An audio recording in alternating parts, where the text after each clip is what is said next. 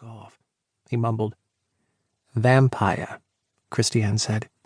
"We've gotten very good at passing through humanity's hoops." He patted the duffel bag on the seat beside him, hence the cash and father's credit card. "Mr. Vladislavic requested you use it as often as you need. He's the only one with access to its records," Beatrice told Atlas. "It's a secure system, I promise." Atlas grunted in acknowledgement before turning in his seat to look back at Cristian. "Let me see your passport." Cristian handed it over without fuss, though he grinned at Atlas's wrinkled nose as he read the false name. "Daniel Putman." "Really?"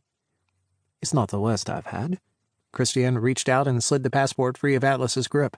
Their fingers brushed together with the movement, and despite Atlas's best efforts to look unaffected, Cristian keyed on the quickening of his pulse and the blossoming scent of lust sweetening the air like warming sugar. He doubted he'd ever get enough of that scent after learning how it gave away Atlas's desire for him. Atlas was a master of self-possession, while Cristian was well, he didn't usually worship at the altar of hedonism as wholly as other vampires, but Atlas inspired a dangerous fanaticism. If they'd been alone, he would have stolen a moment to breathe prayers against Atlas's lips to close the gap between them, because now he could. But they weren't alone, and the acrid twist of Beatrice's displeasure in the air as she tried to ignore their interaction kept Cristian chaste. He held Atlas's gaze and smiled before returning to his place in the back seat. "Miss Kinkaid," he said, amused at the cutting glance she threw him before returning her attention to the road. "Did my father have any other orders for our escape? He and I will be your only stateside contacts on this trip. Phone's in the bag, along with prepaid cards." "That will make you a target," Atlas pointed out grimly.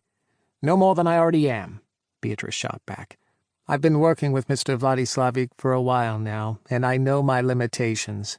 I'm more concerned about you." "We'll be fine," Atlas interrupted.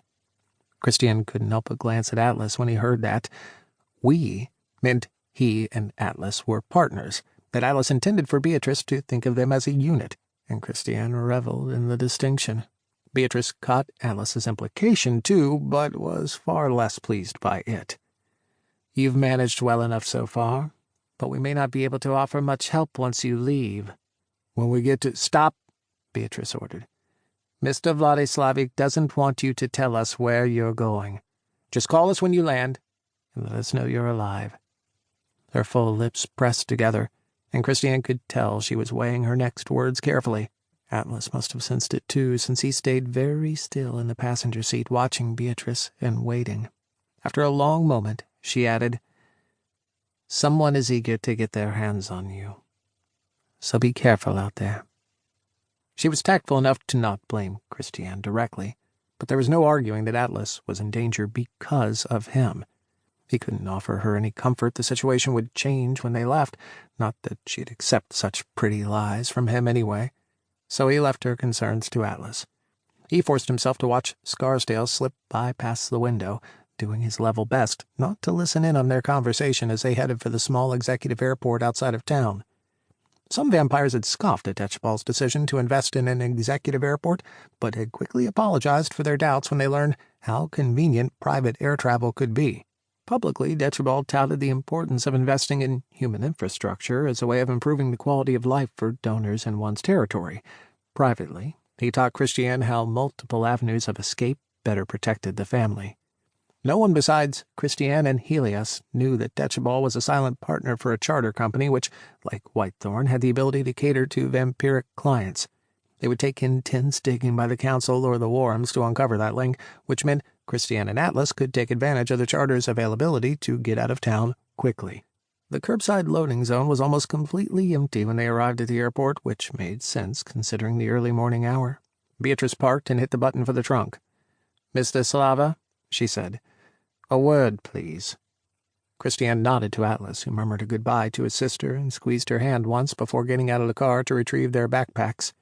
She didn't speak until Atlas's door closed, leaving her and Cristian alone. "You fed from him," she said bluntly. She didn't bother to look at Cristian. Her focus in the mirrors was for her brother alone. "He offered," Cristian clarified. He didn't like the judgment in her voice, so he aimed for that tender spot in retaliation.